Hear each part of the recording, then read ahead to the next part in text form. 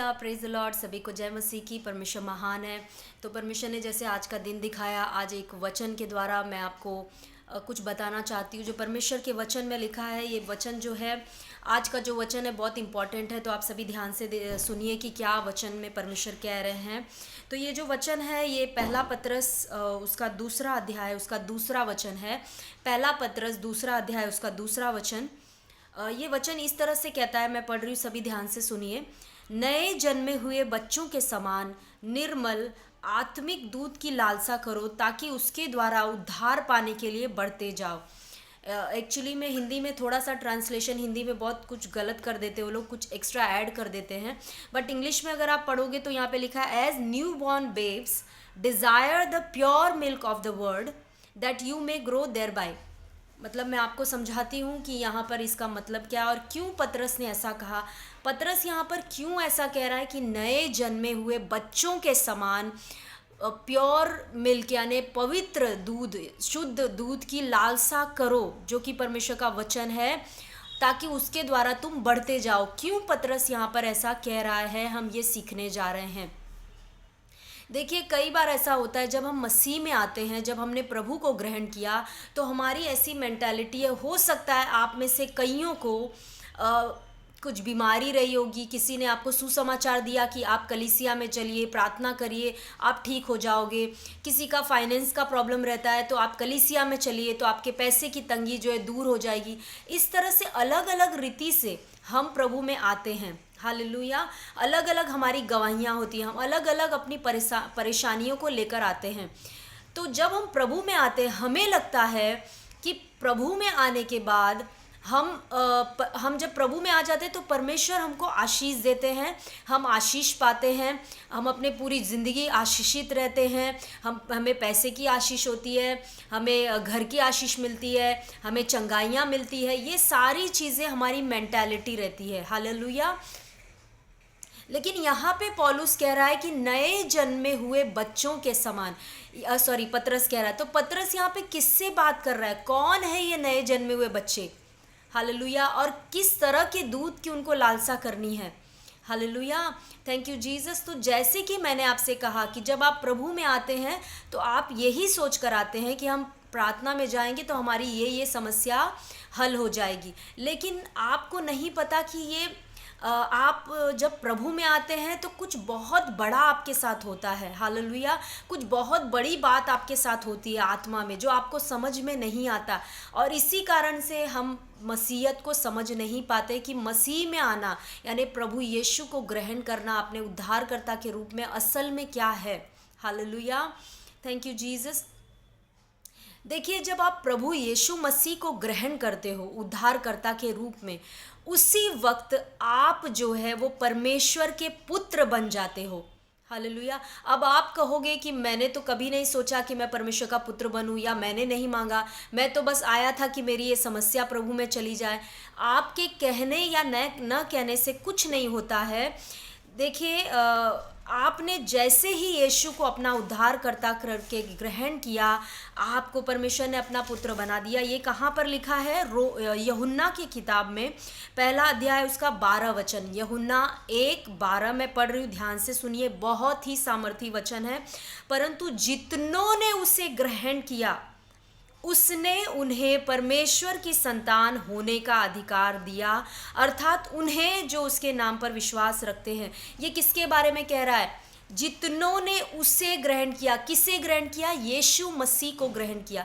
जितने लोगों ने भी यीशु मसीह को ग्रहण किया, हालेलुया, क्या हो गया उनके साथ? उसने उन्हें परमेश्वर की संतान होने का अधिकार दिया। हालेलुया।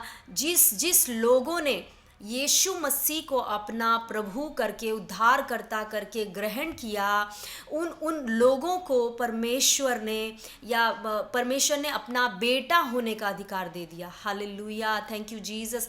देखिए, आप जब यीशु में आते हो अपनी बीमारी को लेकर, परेशानियों को लेकर, तो आप एक प्रार्थना करते हो कि ये यीशु मेरा प्रभु है, यीशु मेरा उद्धार करता है।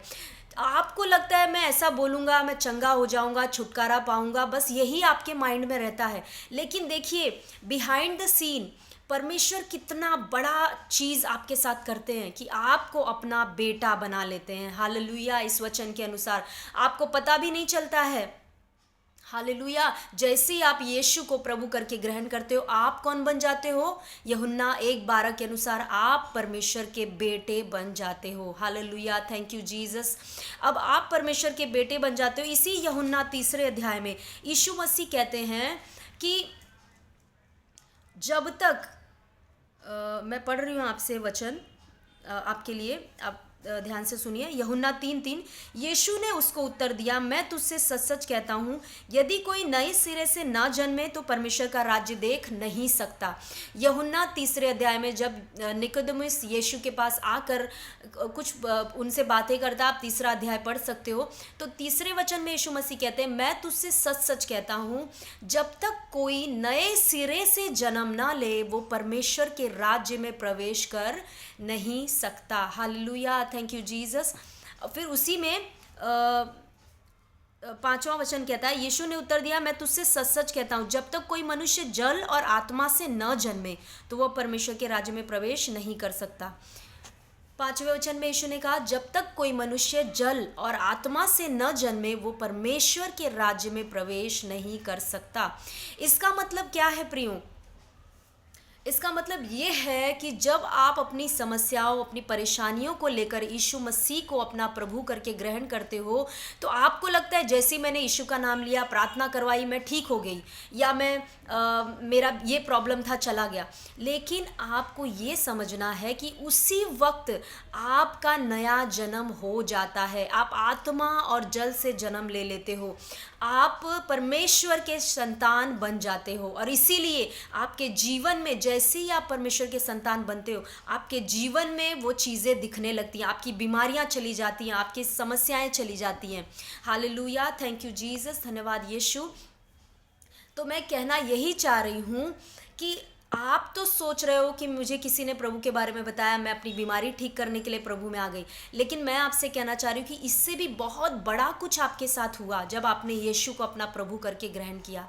आप नए सिरे से आपका जन्म हुआ, आप परमेश्वर के पुत्र बन गए उसी दिन। हालेलुया। Thank you Jesus. धन्यवाद यीशु। तो परमेश्वर ने आपको नए सिरे से जन्म दिया, एक बच्चे के समान आप नए सिरे से जन्म। अब आप बोलोगे कि मैं तो वैसी की वैसी हूँ, मैंने कहाँ से नए सिरे से मैंने जन्म लिया। देखिए 3 अध्याय में, यूहन्ना के 3 अध्याय को जब आप पढ़ोगे, आप ध्यान से पढ़ना, निकोदेमुस भी यही सोचने लगा शारीरिक रीति से। वो यीशु को कहने लगा कि अरे जब मनुष्य बूढ़ा हो जाए तो कैसे नया जन्म ले सकता है, क्या वापस से माँ के पेट में जा सकता है? वो भी शारीरिक रूप से सोचने लगा। आपको और मुझको शारीरिक रूप से सोचना नहीं है, हम आत्मिक रूप से नया जन्म हमने पा लिया पिता से। हालेलुया।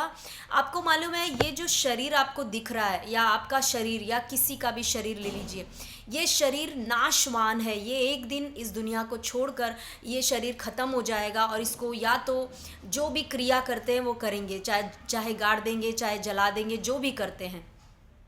लेकिन जो इम्पॉर्टेंट पार्ट है मनुष्य का, वो उसके अंदर का भाग है, वो उसकी आत्मा है। हालेलुया। आत्मा ही है जो मनुष्य को जीवित रख रही है। हालेलुया। तो परमेश्वर की नज़र में हमारी आत्मा इम्पॉर्टेंट है। हालेलुया। Thank you Jesus. तो इसीलिए जब आपने यीशु को ग्रहण किया तो आप आत्मिक रूप से आप परमेश्वर के बेटे बन जाते हो। हालेलुया। उसी में जब आप यूहन्ना के 3 अध्याय में पढ़ोगे तो वहाँ लिखा है कि जो आत्मा से जन्मा है वो आत्मा है, और जो शरीर से जन्मा है वो शरीर है। तो हम क्या हैं? हम परमेश्वर से जन्म लेते हैं, क्योंकि परमेश्वर आत्मा है। तो हमारी आत्मा जो है वो परमेश्वर से जन्म लेती है। हम बाहरी रूप से तो वैसे के वैसे रहते हैं, लेकिन अंदर से हमारी आत्मा बदल जाती है। हालेलुया। नया जन्म उसका हो जाता है। तो इसीलिए प्रियो, हम धीरे धीरे हम बदलने लगते हैं, हम धीरे धीरे हमारे अंदर से बदलाव आने लगते हैं। हमको पहले जो चीज़ें अच्छी लगती थी, पाप अच्छा लगता था, बुराइयां अच्छी लगती थी, अब धीरे धीरे हमको अच्छी नहीं लगने लगती। क्यों? क्योंकि हमारे अंदर सब कुछ बदल गया, हमारे अंदर परमेश्वर का स्वभाव आ गया। तो अब हमें पहले की जो बुराइयां थी करना, वो सब पसंद नहीं आता है। हालेलुया। Thank you Jesus. तो आई होप कि आपको यहाँ तक समझ में आया कि जैसे ही आपने यीशु को ग्रहण किया, आपने तो अपनी बीमारी के लिए ग्रहण किया होगा, लेकिन परमेश्वर ने बहुत बड़ा आपके जीवन में काम किया। परमेश्वर ने आपको नए रीति से जन्म दिया और आपको अपना बेटा बना लिया। Hallelujah, thank you Jesus.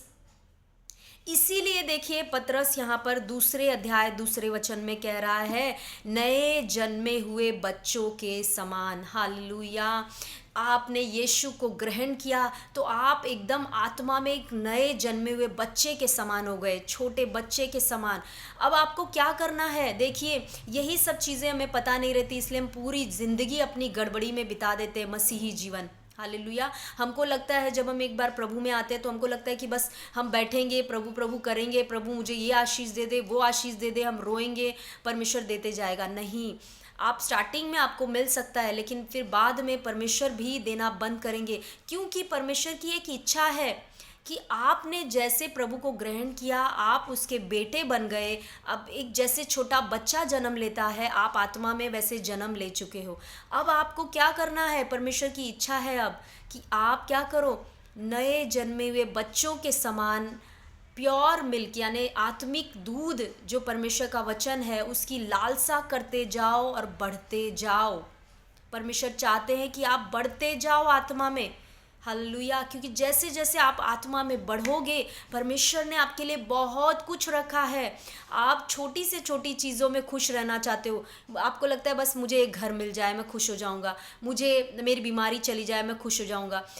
परमेश्वर ने आपको यीशु मसीह ने कहा, स्वर्ग और पृथ्वी का सारा अधिकार मुझे दिया गया है। हालेलुया, और परमेश्वर ने आपको वो अधिकार दिया। लूका 10:19 में परमेश्वर का वचन कहता है, मैंने तुम्हें सांपों और बिच्छुओं को रौंदने की सामर्थ दी है। परमेश्वर आपके द्वारा बड़ी बड़ी चीज़ों को करना चाहता है। हालेलुया, थैंक यू जीसस, धन्यवाद यीशु। लेकिन हम छोटी सोच, हमें लगता है सिर्फ प्रभु में आओ, प्रभु प्रभु करो, आशीष लो, आशीष लेते जाओ, बस ज़िंदगी भर आशीष में जियो, यही ज़िंदगी है। नहीं प्रियो, आपके लिए परमेश्वर की बड़ी योजना है। क्यों योजना है? क्योंकि आप परमेश्वर के बेटे हो, इसीलिए परमेश्वर की बड़ी योजना है। और परमेश्वर तब तक उस योजना को पूरा नहीं कर सकते जब तक आप छोटे बच्चे बने रहोगे आत्मा में। आपने जिस दिन प्रभु को ग्रहण किया, एक छोटे बच्चे के समान आपका जन्म हुआ। अब आपको क्या करना है? अब आपको उसके वचन को, उसकी लालसा करनी है। हालेलुया, एक छोटा बच्चा जब जन्म लेता है तो वो खुद से नहीं दूध बनाकर पीता है या खुद से दूध नहीं ले लेता है, वो बस क्या करता है, लालसा करता है, डिज़ायर करता है और रोता है, और उसकी मम्मी क्या करती है, उसको खुद लेकर दूध पिलाती है। उसी रीति से आप जब प्रभु को आपने ग्रहण किया तो अब ये मत समझिए अब प्रभु को मैंने ग्रहण किया, अब मेरी ज़िंदगी सब अच्छी हो जाएगी, अब मैं बैठे रहूँ। नहीं, आपको कुछ करना है। आपको क्या करना है? लालसा करना है परमेश्वर के वचन के लिए। हालेलुया, परमेश्वर के वचन को सीखने के लिए बस लालसा करो, इच्छा रखो। हालेलुया, प्रभु के वचन को, कि प्रभु मैं तेरे वचनों को सीखना चाहता हूँ, तेरे वचन में क्या है मुझे जानना है। आप जैसे जैसे ये करते जाओगे, आपको परमेश्वर अपने वचनों का प्रकाशन देंगे, वचन सिखाते जाएंगे, आपको पवित्र आत्मा आपको वचन सिखाएंगे। लेकिन ये आपका काम है, लालसा करना परमेश्वर के वचनों का। Hallelujah, thank you Jesus. तो इसीलिए पतरस यहाँ पर ऐसा कह रहा है कि नए जन्मे हुए बच्चों के समान दूध की, आत्मिक दूध की लालसा करो ताकि तुम बढ़ते जाओ। कौन से माँ बाप हैं जो अपने बच्चों को, जो पैदा हुए बच्चे को सोचते ये इतना ही बड़ा रहे, कभी बढ़े नहीं? Hallelujah, thank you Jesus. आप हमेशा सोचते हो कि मेरा बच्चा जो है ये बढ़ते जाए, शरीर में बढ़े, बुद्धि में बढ़े। अगर आपका बच्चा बुद्धि में और शरीर में नहीं बढ़ रहा है तो आप कितने चिंतित हो जाते हो। तो मैंने आपको कहा वचन में कि परमेश्वर आपको अपना बेटा बना लेते जिस दिन आप यीशु को ग्रहण करते हो। तो अगर आप बढ़ नहीं रहे हो, आप बैठे हो एक जगह पे बस ये सोचकर कि प्रभु मुझे आशीष देंगे, प्रभु सब कुछ करेंगे, आप कुछ नहीं कर, आप ना वचन पढ़ रहे हो, ना प्रार्थना में आपका जीवन है, कुछ नहीं है, तो आप बढ़ोगे कैसे प्रभु में? और जब आप बढ़ोगे नहीं तो परमेश्वर आपको बड़ी बड़ी चीज़ें आपके द्वारा कैसे करेंगे? हालेलुया। और क्या परमेश्वर खुश होंगे जब आप बढ़ नहीं रहे हो? तो कितने लोगों के बच्चे जो हैं वो बढ़ते नहीं हैं, अपंग होते हैं, मेंटली रिटायर्ड हो जाते हैं, तो फिर वो कैसे माँ बाप ये होते हैं? माँ बाप को बहुत परेशानी होती है उससे। उसी रीति से हमारा पिता जो है, वो हमारा पिता चाहता है कि हम बढ़ते जाएं, हम बच्चे ना बने रहें। इसीलिए यहाँ पे पतरस इस तरह का वचन कह रहा है कि तुम जब जन्म लिया, तुमने नए जन्म लिया, तुमने जब प्रभु को ग्रहण किया, तुमने नया जन्म लिया आत्मा में, तुम परमेश्वर के पुत्र बन गए। अब तुम्हें क्या करना है? अब तुम्हें आत्मिक दूध की यानी परमेश्वर के वचन की लालसा करते जाना है और उसको पढ़ते जाना है, सुनते जाना है, ताकि क्या हो, तुम अपने मसीही जीवन में बढ़ते जाओ, आत्मा में बढ़ते जाओ। और जब आप आत्मा में बढ़ना शुरू करोगे तो ऐसी ऐसी चीज़ें परमेश्वर ने आपके लिए रखी हैं, आपको वो देगा परमेश्वर। हालेलुया।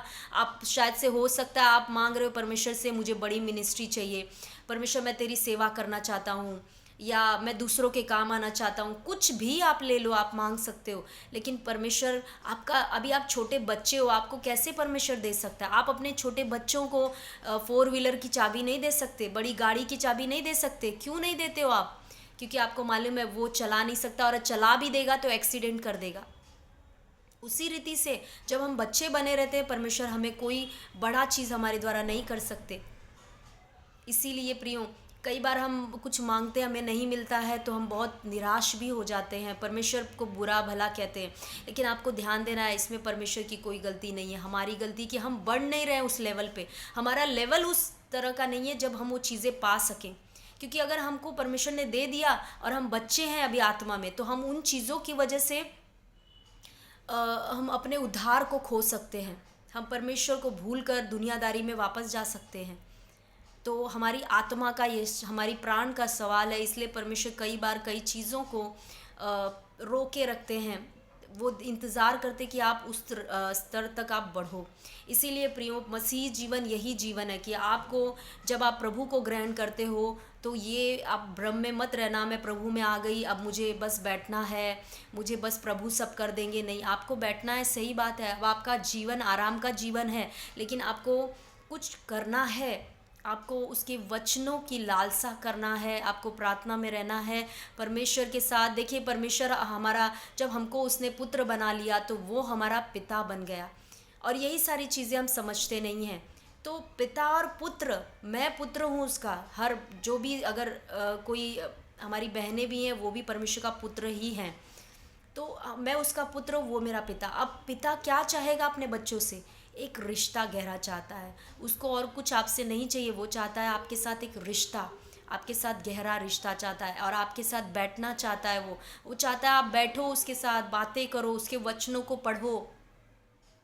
अब उसके वचनों को जब पढ़ोगे तो क्या होगा? धीरे धीरे धीरे धीरे परमेश्वर आपसे बातें करना शुरू करेंगे अपने वचनों के द्वारा, और आप कभी सेम नहीं रहोगे। परमेश्वर आपको धीरे धीरे इस्तेमाल करना शुरू करेंगे लोगों के लिए। Hallelujah, thank you Jesus. तो आई होप कि आज का जो वचन है वो आप सभी को समझ में आया कि मैंने क्या समझाने की कोशिश की।